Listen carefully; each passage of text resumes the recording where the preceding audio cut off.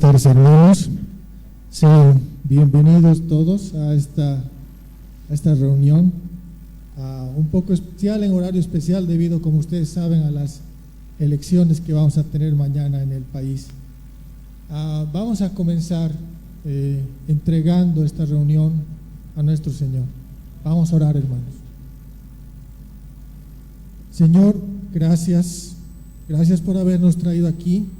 Gracias por hacer posible que nuevamente nos reunamos, Señor, que nuevamente podamos estar con nuestros hermanos alabándote juntos, que nuevamente tengamos la oportunidad de escuchar tu palabra, de reflexionar sobre ella, de que nuevamente nos des la oportunidad, Señor, de ser cambiados por tu palabra, Señor.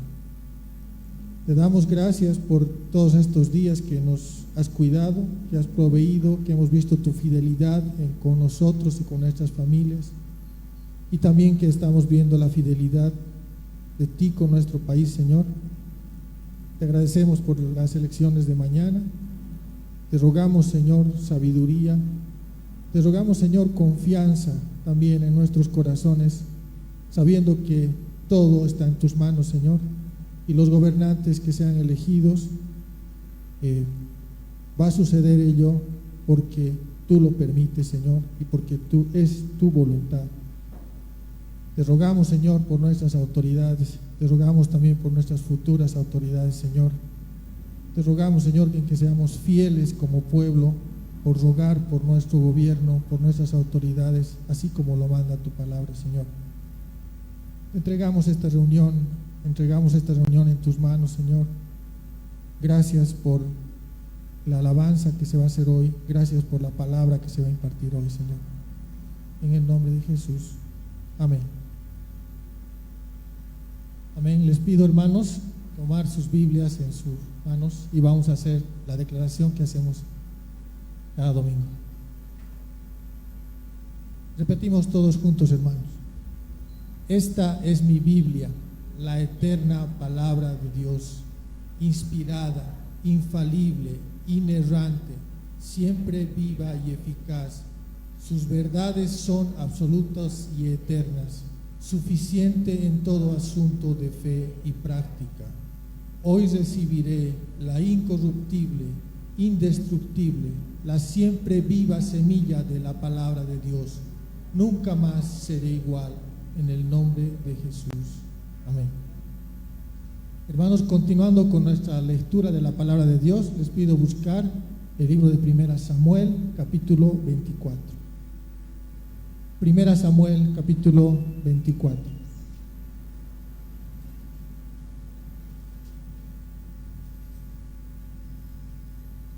Empezamos en el versículo 1, hermano.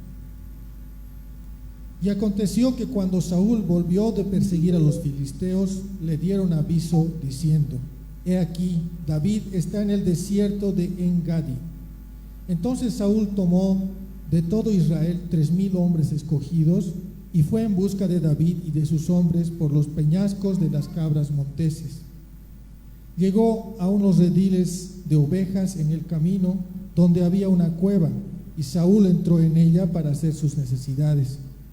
Y David y sus hombres estaban sentados en los rincones de la cueva. Y los hombres de David le dijeron: Mira, este es el día del que te habló el Señor. He aquí, voy a entregar a tu enemigo en tu mano, y harás con él como bien te parezca. Entonces David se levantó y cortó a escondidas la orilla del manto de Saúl. Y aconteció después de esto que la conciencia de David le remordía, porque había cortado la orilla del manto de Saúl. Y dijo a sus hombres: El Señor me guarde de hacer tal cosa contra mi rey, el ungido del Señor, de extender contra él mi mano, porque él es ungido del Señor.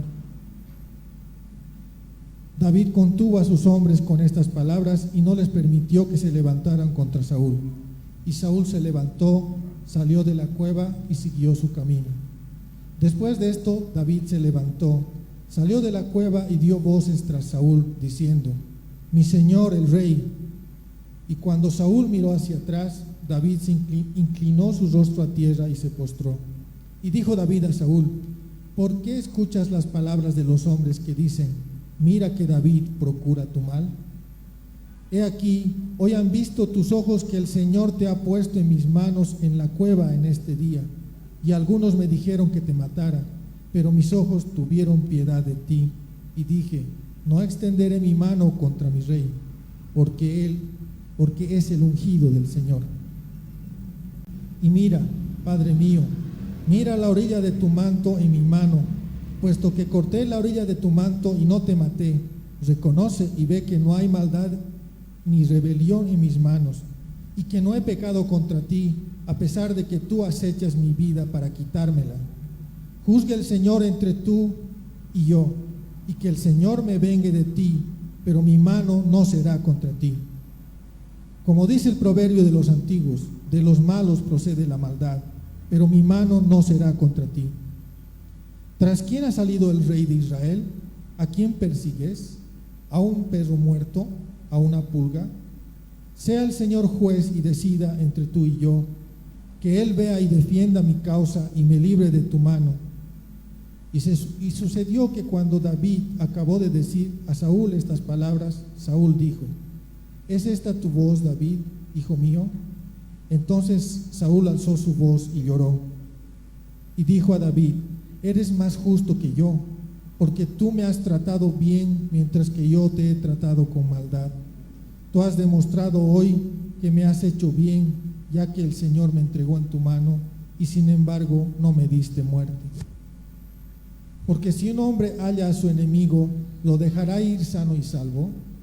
Que el Señor, por tanto, te recompense con bien por lo que has hecho por mí hoy. He aquí, ahora sé que ciertamente serás rey, y que el reino de Israel será establecido en tu mano.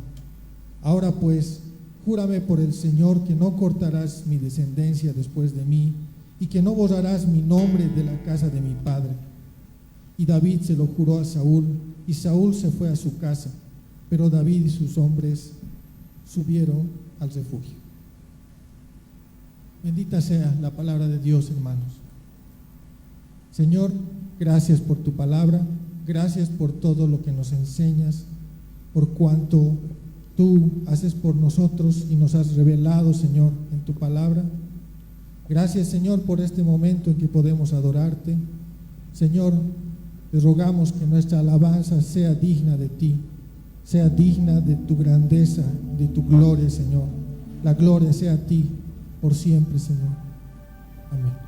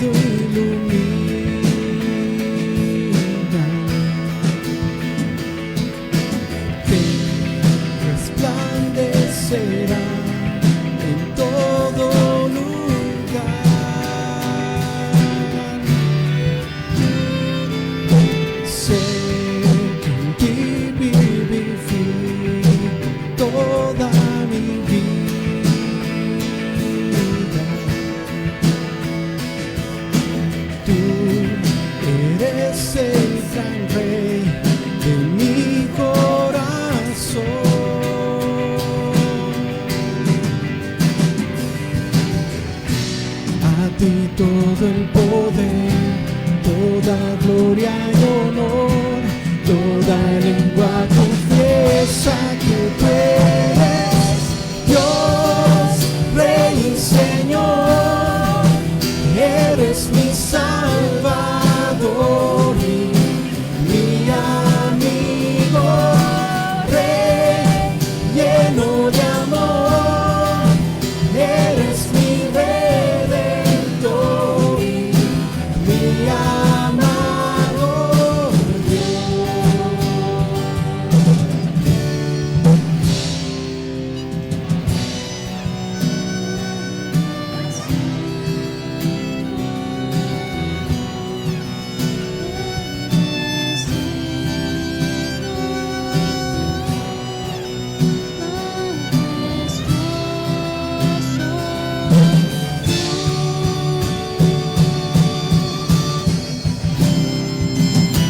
Dios, Rey y Señor.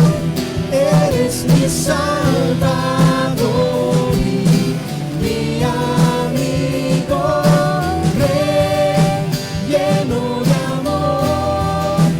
Eres mi Redentor y mi amado Dios, Rey y Señor.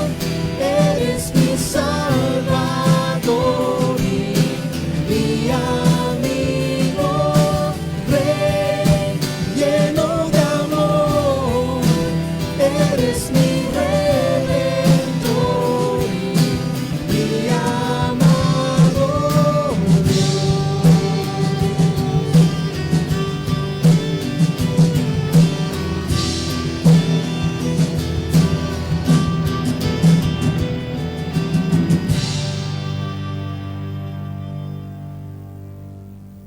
Señor, te alabamos esta tarde. Señor, nos rendimos ante tu majestad, Dios. Reconocemos, Señor, que no hay amor más grande que el que tú has demostrado por nosotros, Señor, al mandar a tu Hijo a morir en esa cruz, Dios. Te agradecemos, Señor, por tu misericordia y por tu gracia por cada uno de nosotros, Señor. Te alabamos, Señor, en esta tarde. Bendecimos tu nombre, Dios.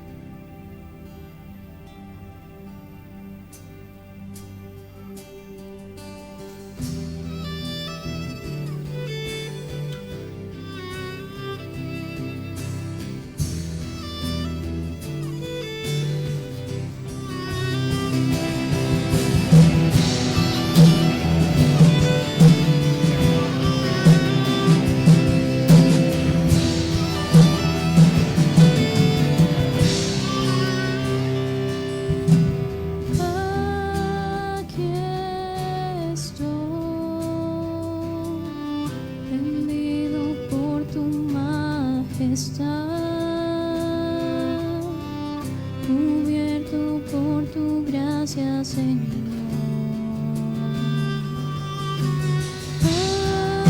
Aquí estoy,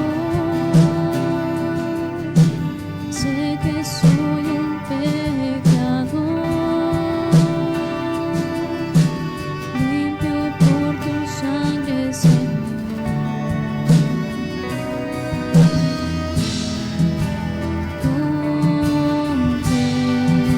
El más inmenso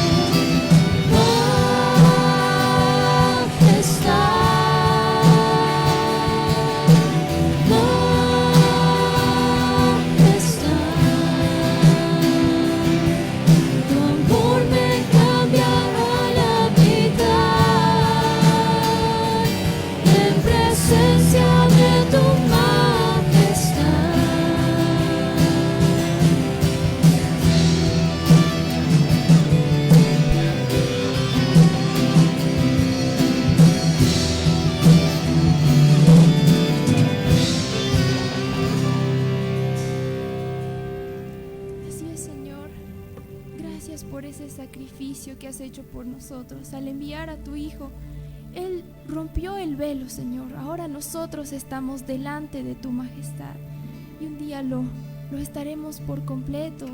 Disfrutaremos de tu presencia para siempre, Señor. Estamos a la espera de esa revelación, Señor. Es nuestro fortísimo consuelo y nuestra más grande esperanza que pasa a través del velo. Encontrarnos contigo.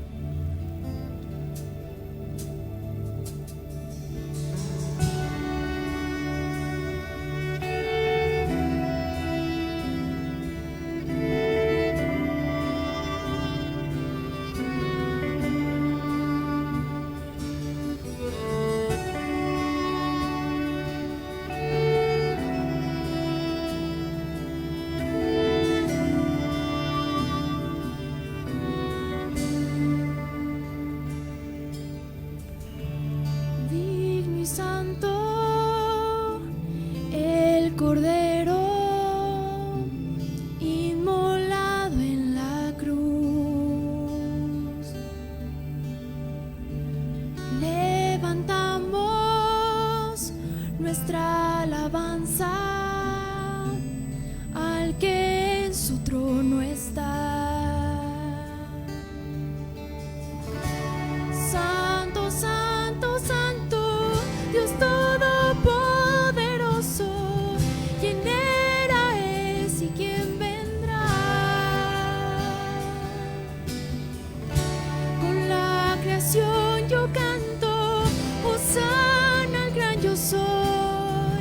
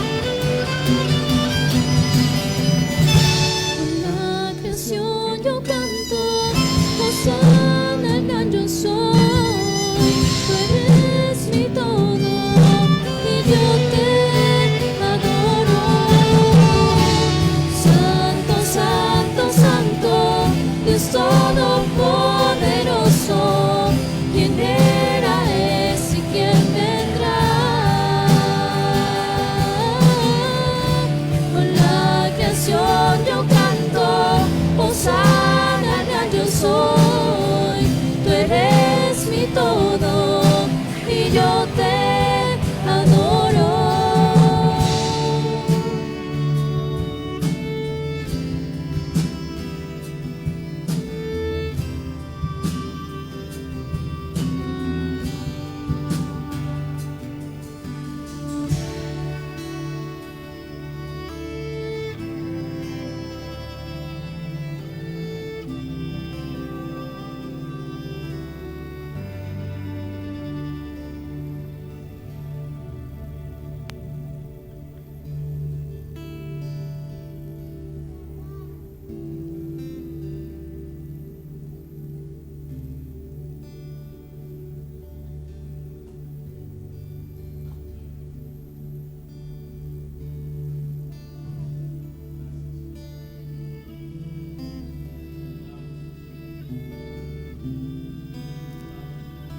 Señor.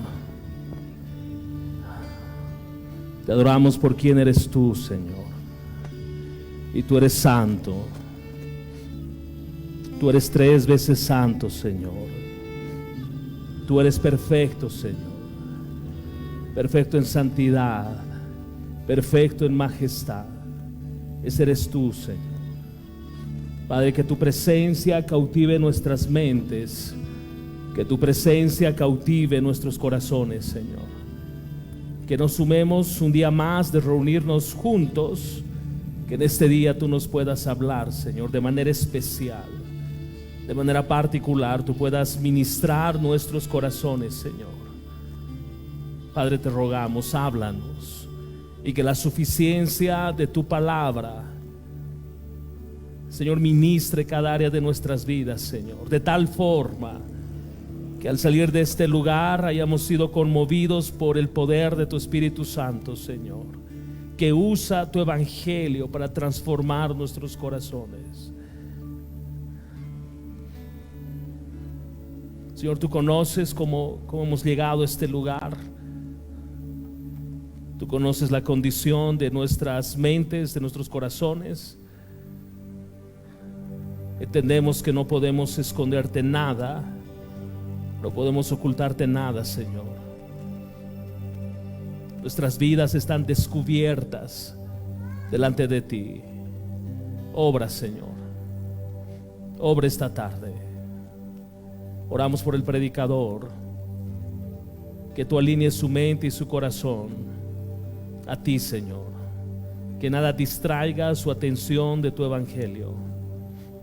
Que Él exponga tu palabra con autoridad, tu autoridad, con denuedo, en el poder de tu Espíritu Santo, Señor. Gracias, Padre, en el nombre de Jesús. Amén. Amén. Amén. Buenas tardes. Por favor, tome su lugar. Bienvenidos.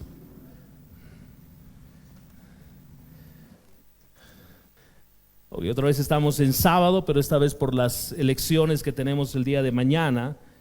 Entonces es un esfuerzo adicional.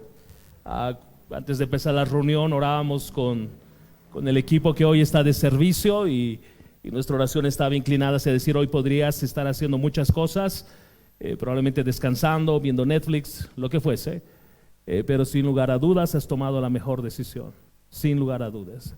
El estar reunidos en comunidad y buscar juntos al Señor trae una edificación especial. Entonces sean bienvenidos y otra vez gracias por el esfuerzo.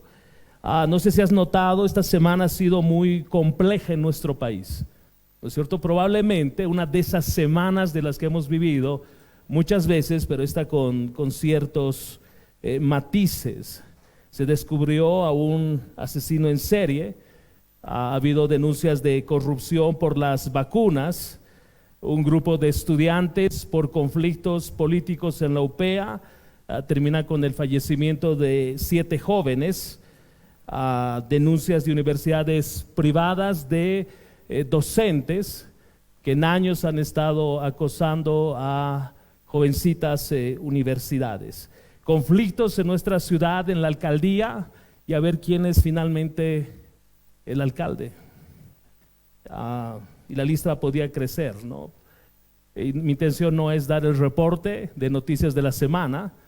Hay gente especializada en este lugar, pero simplemente quiero ilustrar el hecho, llamar nuestra atención al hecho de que la moralidad del hombre cada vez va más en decadencia.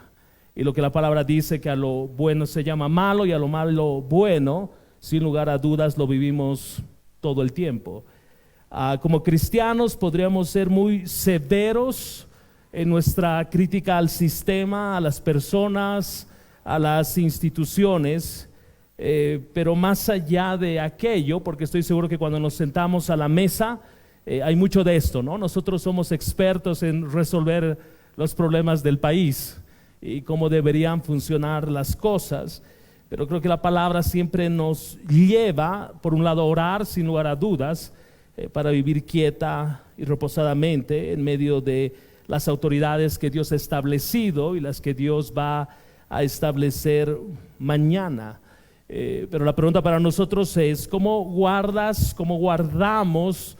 nuestra vida de no caer en uno de estos terrenos que he descrito hace unos segundos? ¿Cómo tú y yo podemos ser guardados de que nuestro corazón no se deslice y terminamos pecando con aquello que también juzgamos, o en aquello que también juzgamos? Y Pablo en 1 Corintios 10:12 dice: si ustedes piensan que están firmes, tengan cuidado de no caer.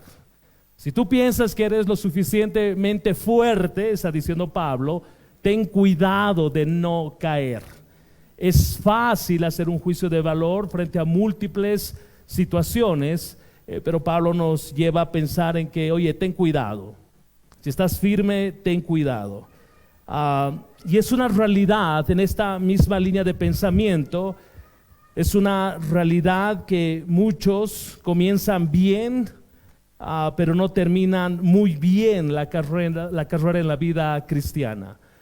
Muchos empiezan con gran fuerza, con gran vigor, con mucha intensidad, con mucho ímpetu la vida cristiana, pero entendiendo que es una carrera de largo aliento. No todos, dice Pablo, terminan bien. Y de hecho, este asunto de no terminar la carrera bien, la razón básica tiene que ver con lo que define, o cómo define más bien Wells, un teólogo, la mundanalidad, que es lo que atrae nuestro corazón a caer en estas mismas cosas. Y él dice: cualquier cosa que hace lucir al pecado como normal y a la piedad como algo extraño es haber entrado en un terreno de mundanalidad. Una vez más, cualquier cosa que hace lucir al pecado como normal y a la piedad como algo extraño es haber entrado en un terreno de mundanalidad. Entonces aquí el sentido es, en cuanto empiezo a ver el pecado como algo normal, es cuando ya no me incomoda lo que otros hacen, y aún lo que yo hago ya no me incomoda. Es cuando empiezo a ver el pecado como algo normal. Yo no debería ver como algo normal entonces, por seguir en esta ilustración, yo no debería ver como algo normal lo que sucede en nuestra sociedad. Yo debería sentir un profundo dolor por lo que está pasando. Mi corazón debería llorar por las cosas que suceden en nuestro medio. Pero a veces las vemos con mucha normalidad. Ya es natural ver gente muerta, mujeres golpeadas, niños maltratados, y toda esta descripción que hice al inicio de este mensaje nos resulta normal. Y aún nos resulta normal cuando nosotros hacemos cosas que no son bíblicas. Ya no nos cuestionamos a nosotros mismos si nuestro caminar armoniza con el Evangelio. Entramos a una tolerancia en nuestras propias vidas, y esto Wells, una vez más, lo define como haber diluido nuestro corazón y ver el pecado como algo normal. La pregunta puede ser: ¿qué es algo normal? Es lo que el mundo considera normal.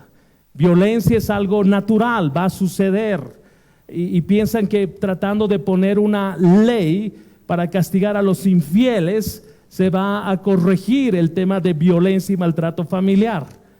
El asunto está en el corazón del hombre. Si el hombre no cambia su corazón, no importa cuántas leyes tú pongas encima, su corazón va a seguir gritando violencia. Entonces, ¿cómo nos libramos de no entrar en este terreno? De no abrazar pecado, de no ver el pecado como algo normal, no solo en la vida de otros, sino en mi propia vida. Y hay una definición, solo un paréntesis para que estemos de acuerdo en el concepto de pecado. Y hay un concepto, en un sentido muy práctico, que dio Susana Wesley a sus dos hijos, Charles y John Wesley. Ella dice: pecado es cualquier cosa que debilite tu razonamiento, que altere la sensibilidad de tu conciencia, que oscurezca tu apreciación de Dios o te quite la pasión por las cosas espirituales. Eso es pecado. Permíteme leer una vez más esta definición. Pecado es cualquier cosa que debilite tu razonamiento, que altere la sensibilidad de tu conciencia, oscurezca tu apreciación de Dios o te quite la pasión por las cosas espirituales. Eso es pecado. Entonces, no importa la actividad, no importa el evento, si eso comienza a hacerme menos sensible a las cosas de Dios, eso es algo que no suma y por lo tanto me arrastra hacia algo pecaminoso. Cuando hay algo que roba mi pasión por las cosas espirituales, o comienza a disminuir mi aprecio por la palabra, o empieza a diluir mi visión de Dios, ese algo que estoy tolerando va a terminar arrastrándome para hacer lo que yo entiendo no debo hacer. Mi razonamiento se debilita. Una vez más, mi razonamiento se debilita. ¿Por qué no puedo hacer esto? ¿Cuál es la dificultad en hacer esto? ¿Qué de malo, esa expresión, ¿no? ¿Qué de malo tiene hacer esto? Solo lo hago una vez. No soy como otros que todo el tiempo lo hacen. Mi conciencia ha empezado a diluir mi visión de Dios. Mi conciencia, que ahora ha sido cautivado por cosas del mundo, ha perdido el aprecio y el valor por la palabra. Pedro está preocupado. Pedro está muy preocupado, y usted va a notar por qué en el texto que vamos a leer en unos segundos. Pero Pedro está preocupado. Pedro está preocupado porque él va a decirnos: estoy a punto de partir. Se acerca pronto, está muy pronto a venir el día que me van a matar. Pero antes de partir, yo quiero animarles a recordar, quiero que recordemos juntos todo lo que Él hizo para que eso nos sostenga y no caigamos. Pedro va a decirnos que la mayor parte de las veces que un cristiano tropieza no se debe a algo que él no sabía o no conocía. Pedro nos va a decir que cada vez que alguien cae, que alguien tropieza, que alguien peca, lo hizo sabiendo que no debía hacerlo. Y esta es la preocupación de Pedro. El ignorar la palabra, el olvidar la palabra, el no tener presente de continuo la palabra, me lleva a hacer lo que no debo hacer. Recuerda que ser cristiano no es ponernos un título. Ser cristiano es abrazar y vivir el evangelio. Entonces vamos a nuestro texto con esto que he mencionado en mente. Quiero por favor que me acompañes a segunda de Pedro, capítulo 1, versículo 12. Si tú estás siguiendo, estamos en la serie Gracia más Conocimiento, igual perseverancia. Estamos estudiando la segunda carta del apóstol Pedro. Vamos a revisar segunda de Pedro, capítulo 1, versículos 12 al 21. La palabra dice: por tanto, siempre estaré listo para recordarles estas cosas, aunque ustedes ya las saben y han sido confirmados en la verdad que está presente en ustedes. También considero justo mientras esté en este cuerpo, estimularlos recordándoles estas cosas, sabiendo que mi separación del cuerpo terrenal es inminente, tal como me lo ha declarado nuestro Señor Jesucristo. Además, yo procuraré con diligencia que en todo tiempo, después de mi partida, ustedes puedan recordar estas cosas. Porque cuando les dimos a conocer el poder y la venida de nuestro Señor Jesucristo, no seguimos fábulas ingeniosas inventadas, sino que fuimos testigos oculares de su majestad. Pues cuando Él recibió honor y gloria de Dios Padre, la majestuosa gloria le hizo esta declaración: este es mi Hijo amado, en quien me he complacido. Nosotros mismos escuchamos esta declaración hecha desde el cielo cuando estábamos con Él en el Monte Santo. Y así tenemos la palabra profética más segura, a la cual ustedes hacen bien en prestar atención, como a una lámpara que brilla en el lugar oscuro, hasta que el día despunte y el lucero de la mañana aparezca en sus corazones. Pero ante todo sepan esto, que ninguna profecía de la Escritura es asunto de interpretación personal, pues ninguna profecía fue dada jamás por un acto de voluntad humana, sino que hombres inspirados por el Espíritu Santo hablaron de parte de Dios.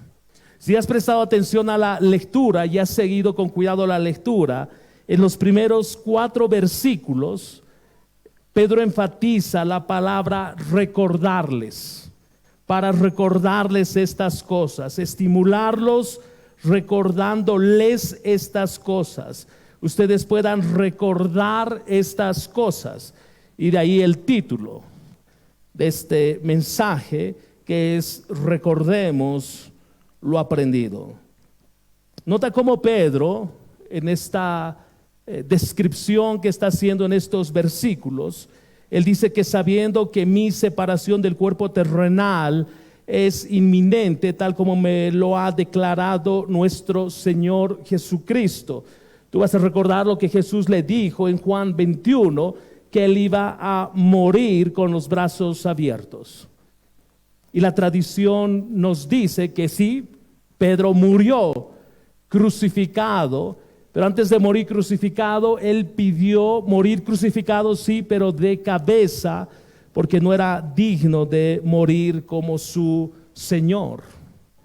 Y algo parecido sucedió con Pablo. Si tú miras en 2 Timoteo capítulo 4, versículos 6 al 7, Pablo dice: porque yo ya estoy para ser derramado como una ofrenda de libación, y el tiempo de mi partida ha llegado.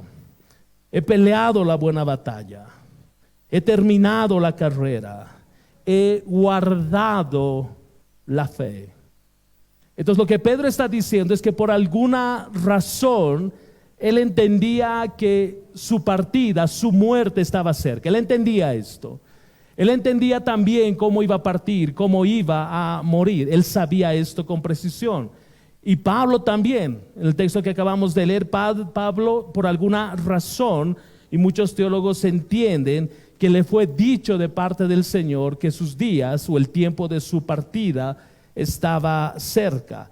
Pero volviendo con Pedro, él sabiendo que está pronto a partir, él escribe esta carta como un legado y como un registro de aquello que los receptores de esta carta en esa época y nosotros hoy debíamos recordar y no olvidar. Pedro hizo un énfasis monumentalmente importante a lo largo de su ministerio, y era recordar la enseñanza del Antiguo Testamento a la luz de lo que fue dicho por su maestro Cristo, y exponer el evangelio que les fue delegado exponer por Jesús mismo. Pero él entendió que esto no era suficiente. Él entendió que esas palabras podían tal vez olvidarse o no siempre estar presentes. Por eso Pedro dice: aún en mi partida, cuando yo ya no esté, les voy a dejar este escrito para que ustedes vuelvan a él una y otra vez y ustedes puedan recordar lo que les fue enseñado. Observa nuestro versículo 12. Por tanto, siempre estaré listo para recordarles estas cosas, aunque ustedes ya las saben y han sido confirmados en la verdad que está presente en ustedes. La pregunta puede ser: ¿de qué cosas está hablando Pedro? ¿Qué es aquello que Pedro quiere que nosotros recordemos? No debemos perder la primera carta que él envió, no debemos perder de vista la primera carta que él envió, y no debemos perder de vista esta segunda carta, porque todo lo que él dice debemos recordar, se encierran en estas dos cartas. Y quiero traer a tu memoria lo que vimos hace un par de semanas. Lo que Pedro no quiere que tú y yo olvidemos es que en él somos eternamente justos. Pedro no quiere que olvidemos esta verdad, que en él somos eternamente santos, que si estamos en Cristo somos eternamente valiosos a los ojos de Cristo. Si estamos en Cristo somos sus hijos amados. Si estamos en Cristo somos linaje escogido, real sacerdocio, nación santa, pueblo adquirido para posesión de Dios. Pedro no quiere que olvidemos nuestra identidad en Cristo. Nuestra identidad en Cristo nos sostiene, esa es la palabra, nos sostiene cuando nadie más nos aprecia, cuando nadie más te valora, cuando nadie más te mira como Cristo te mira. Tu identidad en Cristo grita todo lo que Él hizo a favor de ti y quién eres para Él. Pedro dice: no olvides esto.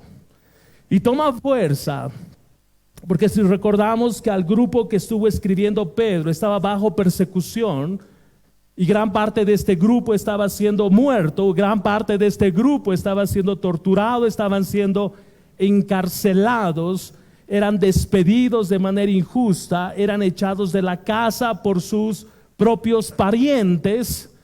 Pedro les dice: recuerda que tu valor no es el valor que te pone el mundo. Recuerda que tú vales no con lo que el mundo te diga o tus familiares te digan. Tú tienes un peso de eternidad por lo que Cristo hizo en ti. La Biblia entonces determina lo que somos. La Biblia determina lo que somos, no mis emociones, no mis fracasos, no mis éxitos. La Biblia determina quién soy. Y Pedro nos dice: no olviden esto. Quiero recordarles estas cosas. No olviden, por favor, quiénes somos o son en Él. Más adelante, observa todo el volumen de lo que Pedro está buscando que recordemos y no olvidemos. Pedro nos habló de los enormes privilegios que tenemos en Cristo, y tú vas a recordar que Él nos dijo que en Cristo tenemos todo, que en Cristo tenemos todo, que no tenemos necesidad de nada más para la vida y la piedad. En Él está todo. Y Él nos ha dado de su Espíritu Santo que mora en nosotros en toda su plenitud, para vivir de tal forma que nuestra vida armonice con la voluntad de Dios, con su palabra, con los estándares de quien Él es. Y aquella vez Pedro nos decía que si tú no vives como debes vivir y no haces lo que tienes que hacer, no es porque te falte algo, es porque no quieres. Porque en Cristo tienes todo. Es que esto no puedo. En Cristo tienes todo. Y si hay algo que no puedes, una vez más su Espíritu Santo te ayuda a hacer, te lleva a hacer todo lo que tú no puedes hacer. En el versículo 4 del mismo capítulo 1, Cristo nos dijo que debido a su gloria y excelencia nos ha dado grandes y preciosas promesas, y que estas promesas hacen posible que participemos de la naturaleza divina y escapemos de la corrupción de este mundo. Pedro dice, no olvides eso, no olvides aquello. Recuerda quién eres, recuerda todo lo que tienes en Cristo. Recuerda que la persona del Espíritu Santo mora en ti. Recuerda entonces que tienes todo cuanto necesitas para la vida y la piedad. Observa el versículo 13 del capítulo 1 de segunda de Pedro. También considero justo, mientras estén en este cuerpo, estimularlos, recordándoles estas cosas. Segunda vez que Pedro hace mención a recordar, sabiendo que mi separación del cuerpo terrenal es inminente, tal como me lo ha declarado nuestro Señor Jesucristo. Además, yo procuraré con diligencia que en todo tiempo, después de mi partida, ustedes puedan recordar estas cosas.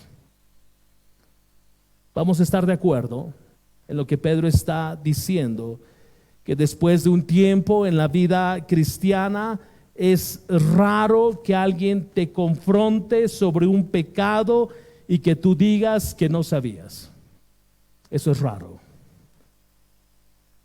Lo que pasa es, y en la descripción de Pedro vamos a notar esto, lo que pasa es que estamos olvidando los estándares de Dios y entonces empezamos a alejarnos de esos estándares. No solo olvidamos, sino que nos empezamos a alejar de esos estándares. Y Pedro mira al grupo que está escribiendo y le está diciendo, cuidado, no se alejen, no se distancien, recuerden quiénes son, recuerden lo que tienen, porque esto va a fortalecerlos para el día malo. Esto los va a sostener en medio de la adversidad. Esto los va a sostener en medio del dolor. Recuerden. Mira lo que dice segunda de Pedro, capítulo 3, un poco más adelante. Segunda de Pedro, capítulo 3, versículos 1 y 2. Queridos amigos, estoy leyendo de la Nueva Traducción Viviente. Queridos amigos, esta es la segunda carta que les escribo, y en ambas he tratado de refrescarles la memoria y estimularlos a que sigan pensando sanamente. Quiero que recuerden lo que los santos profetas dijeron hace mucho y lo que nuestro Señor y Salvador ordenó por medio de los apóstoles. ¿No te parece extraordinario? Nota lo que dice Pedro. Estoy refrescándoles la memoria y quiero estimularlos a que sigan pensando sanamente. ¿En qué, Pedro? ¿Qué quieres refrescar en nuestra memoria? ¿Y en qué quieres que pensemos de manera sana? Versículo 2. Quiero que recuerden lo que los santos profetas dijeron hace mucho y lo que nuestro Señor y Salvador ordenó por medio de los apóstoles. Todo esto señala la palabra. Todo esto apunta a las Escrituras. El llamado, hermanos, es vuelve a la palabra. Ese es el llamado de Pedro. No hay manera de recordar si no vuelvo a la palabra. Si no desempolvo mi Biblia y la abro y empiezo a disfrutar nuevamente. Yo no sé si sientes hoy la misma pasión por la palabra que la primera vez cuando la abriste. No sé si recuerdas esa vez.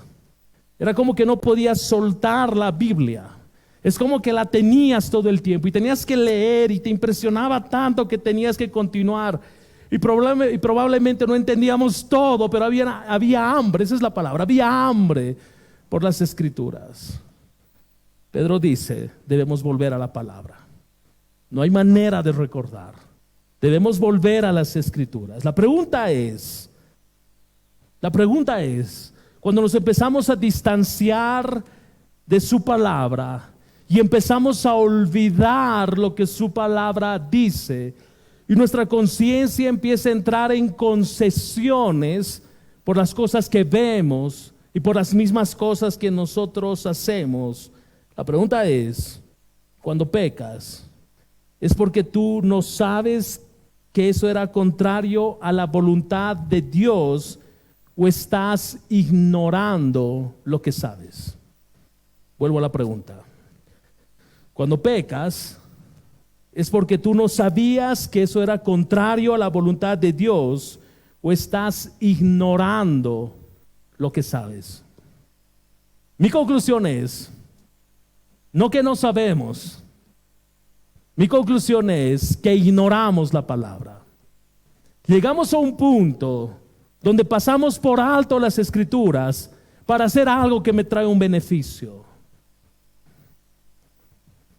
La insistencia de Pedro va a ser, recuerda las Escrituras, vuelve a la palabra. Yo debo recordar también que pecado no son las cosas extremas. Debo recordar que pecado es todo aquello que va en contra de la voluntad de Dios. Permíteme aterrizar aún más esto. Pensemos en el día de ayer. ¿Cómo pecaste ayer en la mañana? ¿Cómo pecaste al mediodía? ¿Cómo pecaste en la tarde? ¿Cómo pecaste en la noche? ¿Pecaste sin saber lo que hacías o pecaste olvidando lo que sabías? Yo te garantizo que en cada momento de ayer, o podemos contar hoy también, si pecamos, no es que no sabíamos que no debíamos hacer aquello, es que sabiendo que no debíamos hacer aquello, lo hicimos, ignoramos la palabra. Y Pedro nos insiste, recuerda lo que aprendiste. No te alejes de la palabra, no te olvides de ella. ¿Por qué razón, Pedro? Versículo 10, vamos un poco atrás. Así que, hermanos, sean cada vez más diligentes para hacer firme su llamado y elección de parte de Dios, porque mientras hagan estas cosas, nunca caerán. ¿Quieres no caer? Es lo que dice Pedro. No te olvides de la palabra. ¿Quieres no caer? Acércate a las Escrituras. Recuerda la palabra. Cada vez que alguien cae, que alguien peca, es porque se alejó de la palabra. Y cuando alguien dice, es que no sé cómo llegué a este punto, fácil, Pedro dice, te alejaste de la palabra. Te olvidaste de ella, menospreciaste las Escrituras. Tú vas a recordar que en Juan capítulo 14, horas antes de la crucifixión de nuestro Señor, Él hace una promesa a los apóstoles, a sus discípulos en ese momento, de que Él enviaría a su Espíritu Santo, quien moraría en ellos y les recordaría todo lo que Jesús les había dicho. Observa una vez más, en Juan capítulo 14, que no se te olvide, Juan capítulo 14, horas antes de la crucifixión de nuestro Señor, Jesús les hace una promesa a sus discípulos: les enviaré mi Espíritu Santo. ¿Para qué?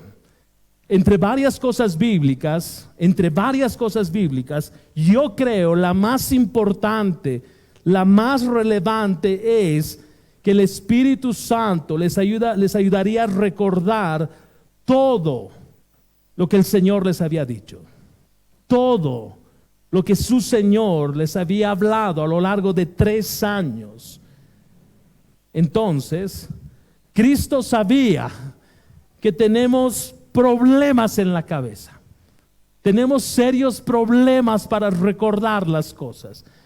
Yo no sé si tú eres de mi equipo, que tengo serios problemas para recordar muchas cosas.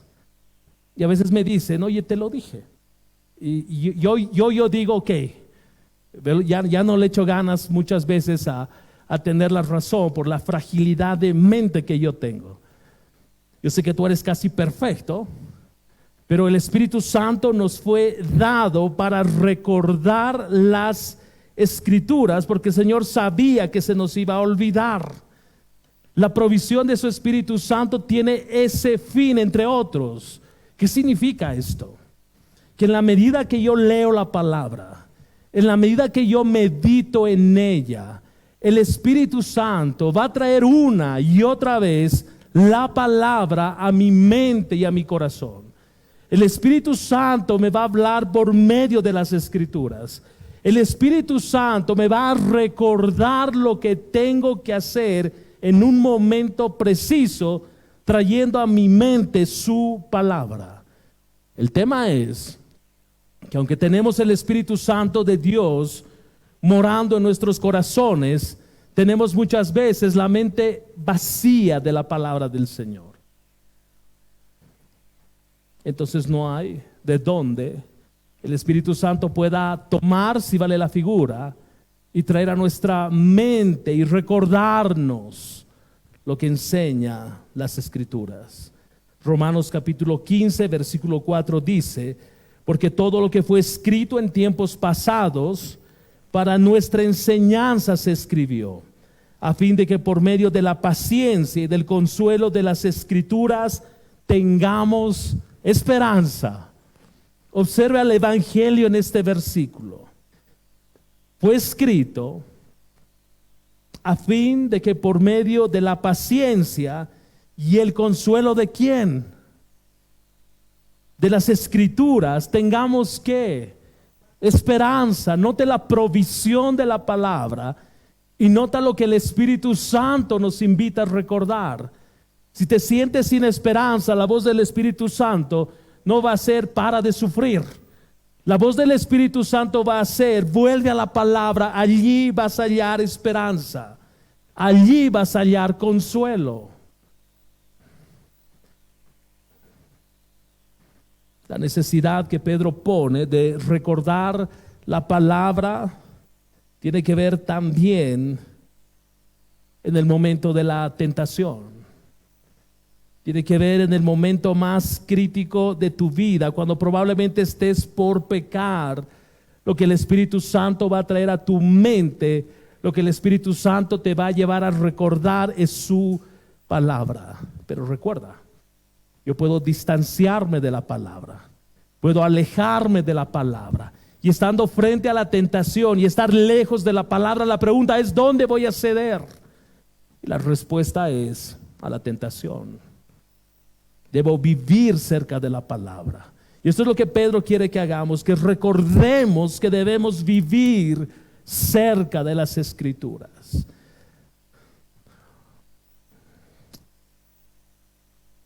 Dietrich Bonhoeffer, un teólogo, en un escrito acerca de la importancia de recordar y los peligros de olvidar, él dice lo siguiente: cuando la lujuria toma control de la persona, en ese momento Dios deja de ser real para esa persona. Satanás no nos llena de odio contra Dios, sino nos hace olvidar a Dios. Una vez más, cuando la lujuria toma control de la persona, en ese momento Dios deja de ser real. Satanás no nos llena de odio contra Dios, sino nos hace olvidar a Dios. Cuando vivo alejado de las Escrituras, cuando me he apartado de la palabra, cuando he perdido de vista la santidad de Dios, lo que Satanás hace es que él me lleva cada vez más a olvidarme de Dios, de quien Él es, de la importancia y el valor de su palabra. Por lo tanto, miro en el ejemplo de Bonhoeffer, miro la lujuria como algo, ¿por qué no? ¿Por qué no? Dios es bueno, ¿por qué no? Dios me va a perdonar, ¿por qué no? Empiezo a diluir el estándar del Señor. Entonces el pecado nos hace olvidar de Dios. El pecado nos hace olvidar de su omnisciencia. Nos hace perder de vista que Dios es omnisciente. Nos hace perder de vista coram Deo, que vivimos delante del rostro de Dios todo el tiempo. Todo el tiempo. Nos hace perder de vista que nuestro caminar, Dios es testigo de aquello. Dios es testigo de nuestro caminar.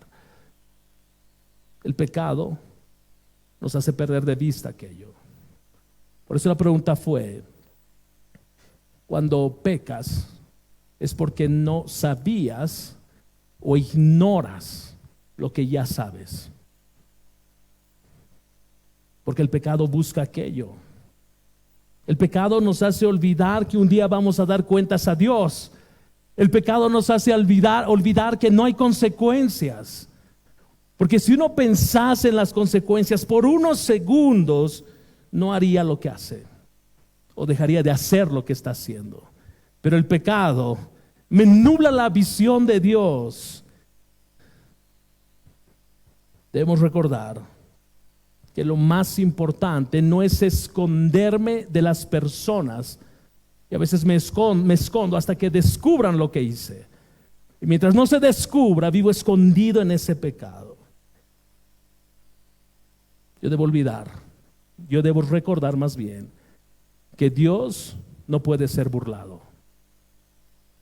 Yo debo recordar esto. Dios no puede ser burlado. Yo puedo aparentar o pretender que nadie sabe. Yo puedo manejar el asunto con tanto cuidado y también planificado y también orquestado que nadie se va a enterar.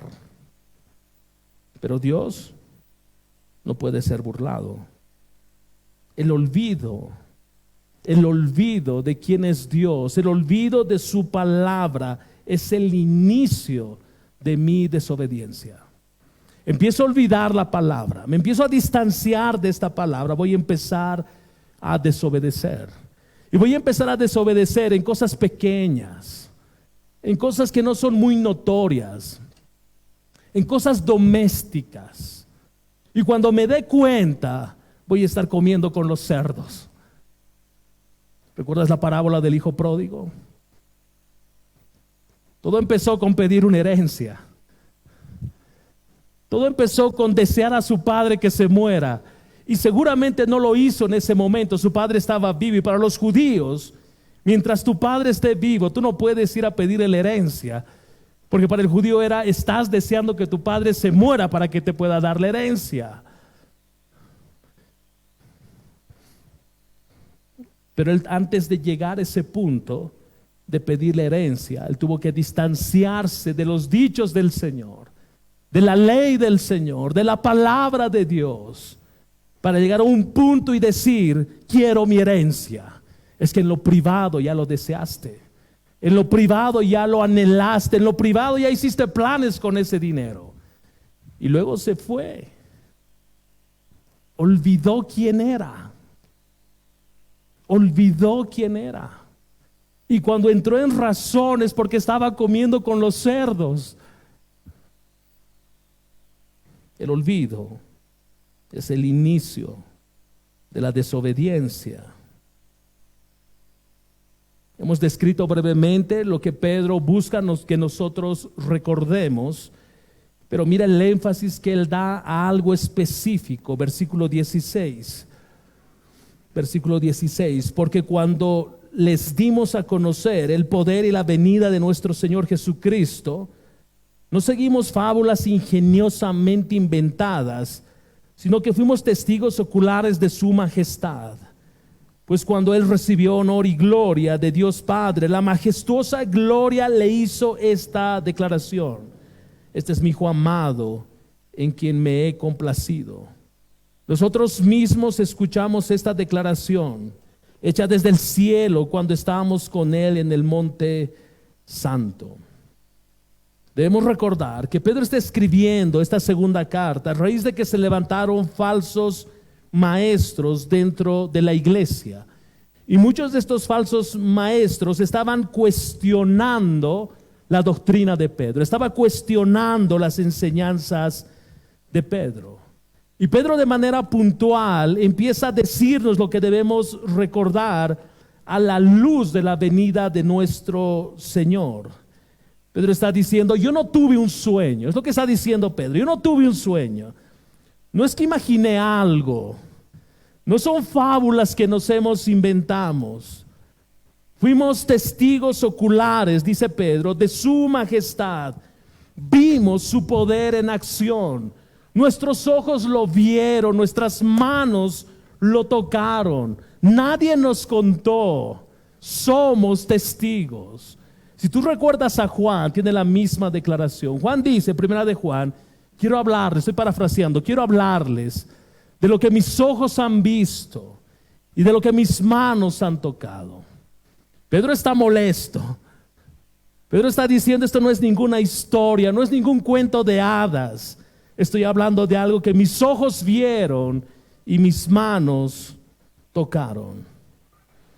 Pero estos falsos maestros empezaron a hacer burla respecto a la segunda venida de Cristo. Y tú encuentras esto en el capítulo 3 de segunda de Pedro, que lo vamos a estudiar más adelante. Pero ellos empiezan a hacer burla.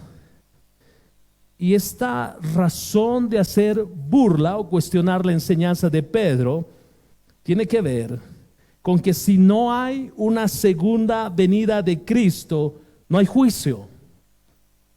Si Cristo no va a retornar, no hay juicio. Y si no hay juicio, puedo vivir como yo quiera. Note lo severo, no es solo una afirmación de que el Señor no va a regresar.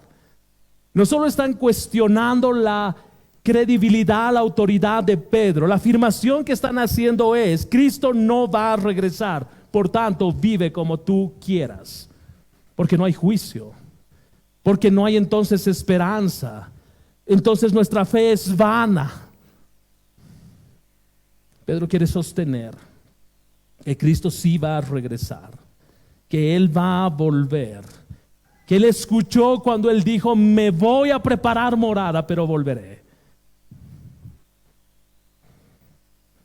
Entonces Pedro insiste en el retorno del Señor y él se apoya en lo que Pablo escribe en 2 Corintios, capítulo 5, versículo 10, o se apoya o tiene el mismo pensamiento, 2 Corintios, capítulo 5, versículo 10, porque todos nosotros debemos comparecer ante el tribunal de Cristo, para que cada uno sea recompensado por sus hechos, estando en el cuerpo, de acuerdo con lo que hizo, sea bueno o sea malo. Querido, vamos a llegar ante el tribunal de Cristo. Lo vamos a hacer. Por eso la necesidad de Pedro de decirnos, recuerda la palabra, que no se te olvide. Trae a tu memoria las escrituras, no te alejes de ella, no te apartes de ella, no vivas distante de ella. Hay un juicio en camino y vas a ser juzgado por todo lo bueno que hayas hecho o por todo lo que no hayas hecho y debiste hacer. Recuerda que no está en cuestión nuestra salvación, está en cuestión nuestras obras. Nuestra salvación está segura en Cristo. Pero cómo nos presentemos, ese es el asunto que está remarcando Pedro. Mire el versículo 17 de nuestro texto. Pues cuando él recibió honor y gloria de Dios, la majestuosa gloria, le hizo esta declaración: este es mi Hijo amado en quien me he complacido. Nosotros mismos escuchamos esta declaración hecha desde el cielo cuando estábamos con Él en el monte santo. Tú vas a recordar que hubo un momento cuando los discípulos estaban orando, que Jesús lleva aparte a Juan, Jacobo y Pedro. Y estando ellos junto a Jesús en medio de la noche, Jesús se transfiguró. Él brilló, fue vista su gloria. Pedro está diciendo: a mí no me digas que me estoy inventando. No cuestiones lo que yo estoy diciendo. Yo estuve en el lugar. Yo vi la gloria del Señor y escuché la voz en los cielos que decía: este es mi Hijo. No es lo que alguien me ha contado. No lo recibí de alguien más. No lo escuché entre el pueblo decir lo que había sucedido con Jesús. yo lo vi, yo caminé con él, yo lo toqué, yo le hice renegar, soy Pedro. Hechos capítulo 4, versículos 19 al 20. Pero Pedro y Juan les contestaron: ustedes mismos juzguen si es justo delante de Dios obedecer a ustedes en vez de obedecer a Dios. Porque nosotros no podemos dejar de decir lo que hemos visto y hemos oído. Entonces recordar que los toman presos, los castigan y les dicen: les prohibimos hablar en ese nombre. Y Pedro, el representante de los apóstoles, les dice: no puedo callar, no puedo callar, no puedo dejar de decir lo que hemos visto y oído. Lo que hemos visto y oído. Si tú recuerdas el primer mensaje de primera de Pedro,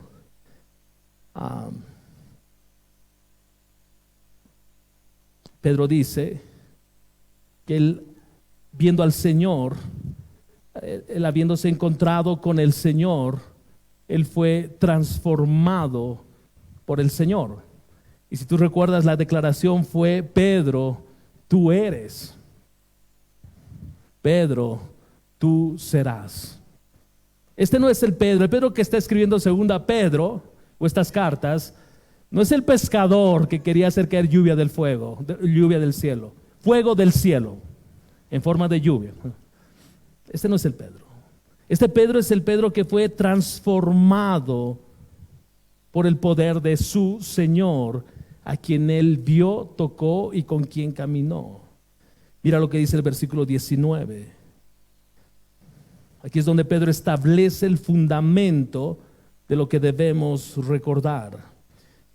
Versículo 19. Y así tenemos la palabra profética más segura, a la cual ustedes hacen bien en prestar atención, como una lámpara que brilla en el lugar oscuro hasta que el día despunte y el lucero de la mañana aparezca en sus corazones. Versículo 20.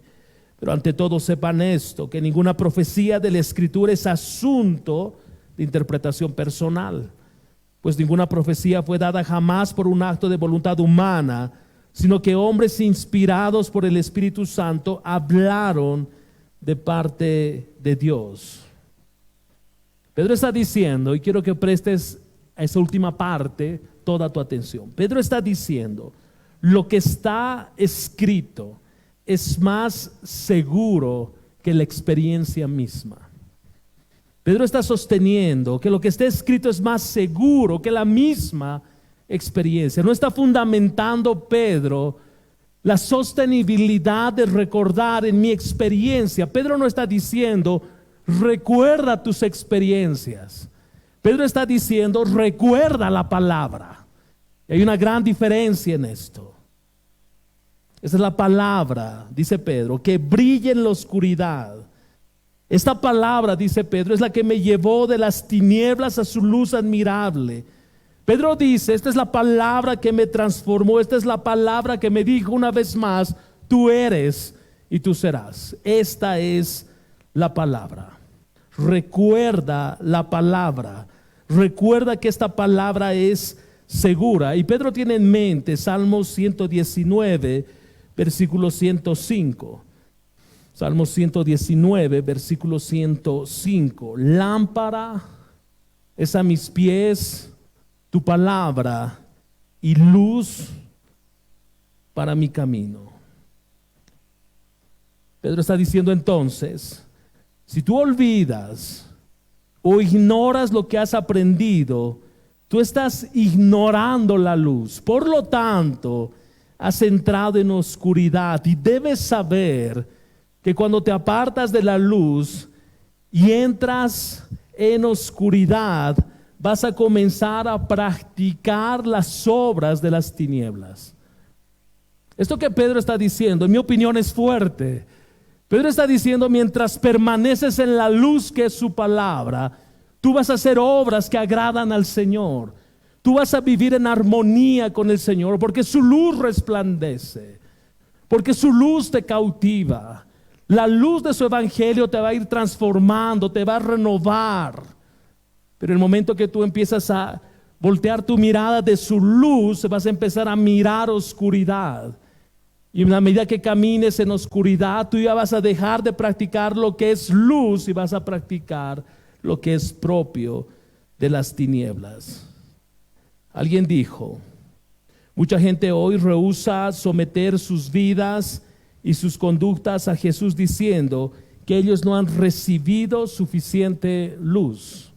Una vez más, mucha gente hoy rehúsa someter sus vidas y sus conductas a Jesús, diciendo que ellos no han recibido suficiente luz. Y hay gente que dice que yo no entiendo bien, por esto hago esto. Y Dios dice, no, espérate, tú has recibido todo. Tú tienes todo. En tu vida el problema no es ausencia de luz, en tu vida el problema es ausencia de obediencia. Tienes todo para vivir en la luz. Y si recordamos 2 mensajes atrás, no vives en la luz porque no quieres. Hay gente, hay creyentes que mientras ellos no escuchen algo, no sientan algo, ellos creen entonces que no tienen todo lo que necesitan. Y Pedro dice, no son experiencias, no vuelvas a tus experiencias, vuelve al Evangelio, vuelve a la palabra. Observa el versículo 20 para ir cerrando el mensaje.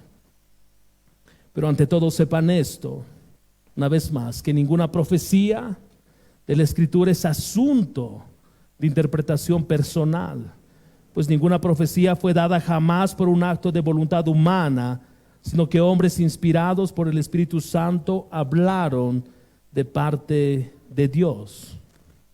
Los profetas plasmaron por escrito la revelación como la recibieron. No es que ellos empezaron a recibir la revelación de lo que debían escribir y en el proceso ellos dijeron, me parece que lo que quieres decir es esto, y empezaron a interpretar lo que Dios les estaba tratando de decir. No, ellos fueron inspirados por el Espíritu Santo, no se dedicaron a interpretar lo que estaban recibiendo, se dedicaron a escribir lo que se les estaba diciendo, aquello que se les estaba inspirando para que puedan hacer. Debemos recordar que la Biblia, las Escrituras, no son los pensamientos de los profetas y los apóstoles, son los pensamientos de Dios revelados al hombre. Y esto es importante. Yo debo entender que la palabra contiene los pensamientos de Dios en cada palabra, en cada letra, en cada apóstrofe, coma, punto del texto original contiene la voz de Dios revelada al hombre. No son los pensamientos de una noche de Pedro que estaba inspirado y quiso escribir algo, no. Los reformadores insistieron en que la palabra es su propio intérprete. En otras palabras, la palabra se interpreta a sí misma. La palabra no se contradice. Yo no entiendo un texto, yo tengo que buscar entender a la luz de su contexto. Aún no tengo claridad, debo buscar entender a la luz de la carta en la que fue escrita. No tengo claridad, debo buscar entender en el contexto del testamento en el que se encuentra. Aún no tengo claridad, debo entender entonces a la luz del conjunto de la palabra. Pero debo recordar que la palabra no se contradice porque fue escrita por Dios. Esta palabra, dice Pedro, no fue dada por voluntad humana. No es que a alguien se le ocurrió, a uno de los profetas o uno de los apóstoles, estaban en una conversación y dicen, ¿qué hacemos? ¿Por qué no escribimos una Biblia? ¿Qué les parece? Y que lleve nuestros nombres. No fue dada por voluntad humana, dice Pedro. Fue Dios mismo que se valió de 40 hombres en 3 continentes distintos, en 3 idiomas distintos, trasfondos distintos, circunstancias distintas. En un periodo de más de 1500 años, Dios inspiró a estos hombres para que escribieran 66 libros, con un tópico en común: la redención del hombre y la gloria de Dios. Dios mismo orquestó esto. Debemos recordar que estos hombres no solo escribieron siendo inspirados por Dios, también estos hombres hablaron de parte de Dios, inspirados por el Espíritu Santo. Si tú observas 2 Corintios, capítulo 2, versículo 17, 2 Corintios capítulo 2, versículo 17, pues no somos como muchos que comercian con la palabra de Dios, sino que con sinceridad, como de parte de Dios, hablamos en Cristo delante de Dios. Una vez más, pues no somos como muchos que comercian la palabra de Dios. ¿Notas el contraste que está haciendo Pablo?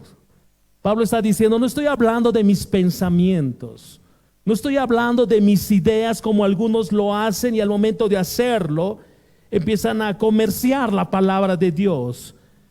Pablo dice: con sinceridad, como de parte de Dios, hablamos en Cristo delante de Dios. Mis palabras armonizan con la revelación dada por Dios.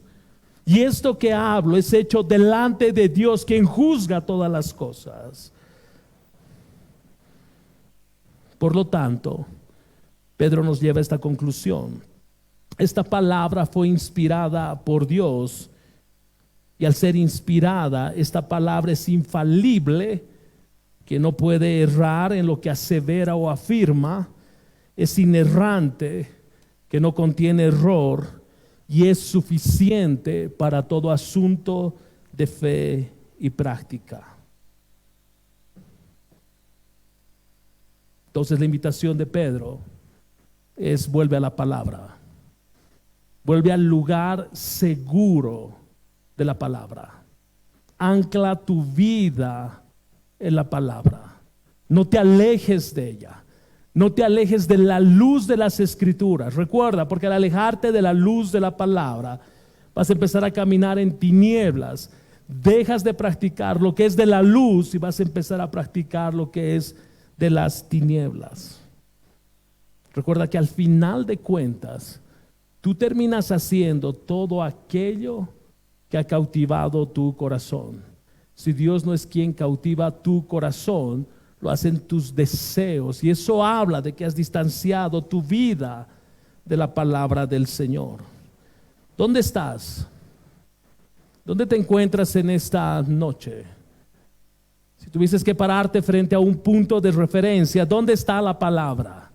¿Estás atesorándola? ¿Está contigo? ¿Camina junto a ti?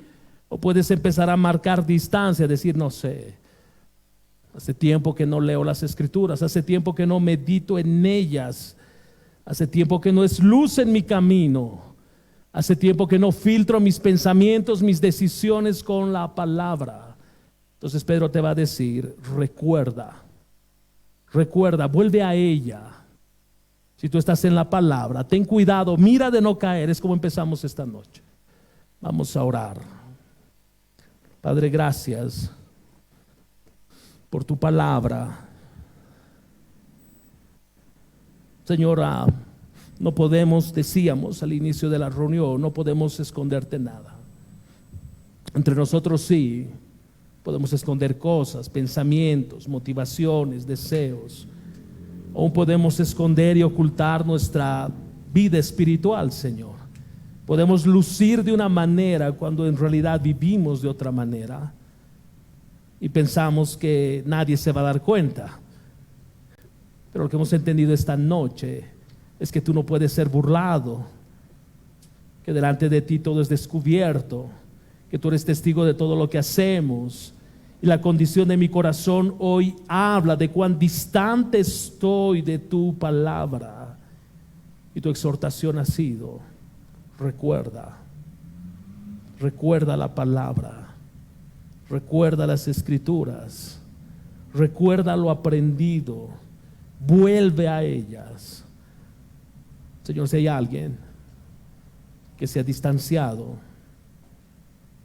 y no está caminando en la luz de tu evangelio, y no vive las cosas que se viven en la luz, ni se hacen las cosas que se hacen en la luz, ni las prácticas de la luz, y he empezado a caminar en tinieblas, y he empezado a hacer lo que se hace en tinieblas, a escondidas, encubierto. Tú eres testigo. Padre, trae al corazón convicción de la necesidad que tiene esa vida de ti.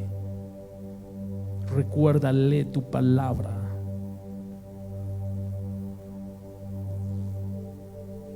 Que su mente no haya excusa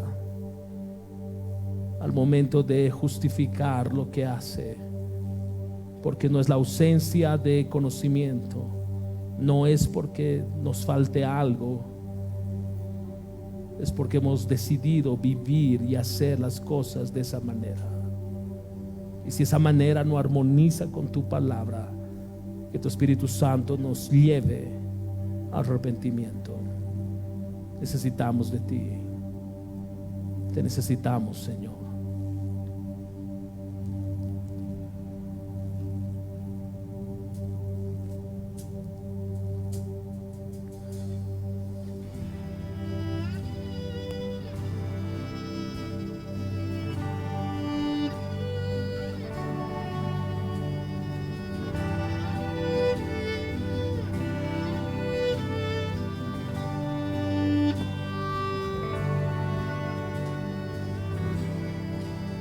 De Abraham, de pacto sin verdad, fiel siempre serás. Una y otra vez te has mostrado fiel, tus promesas cumplirás. En la adversidad y en la tempestad, mi alma firme está. Tu palabra, oh Dios, permanecerá, nunca fallará. Grande es tu fidelidad a mí. Grande es tu fidelidad a mí. Del amanecer al atardecer yo te alabaré.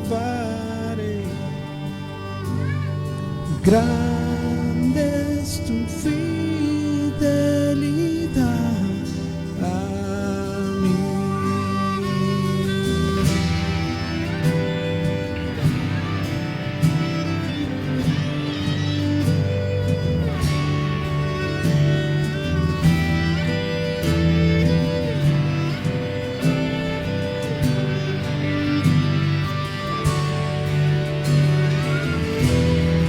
Dios de eternidad, aunque el mundo pasará, tu verdad no cambiará.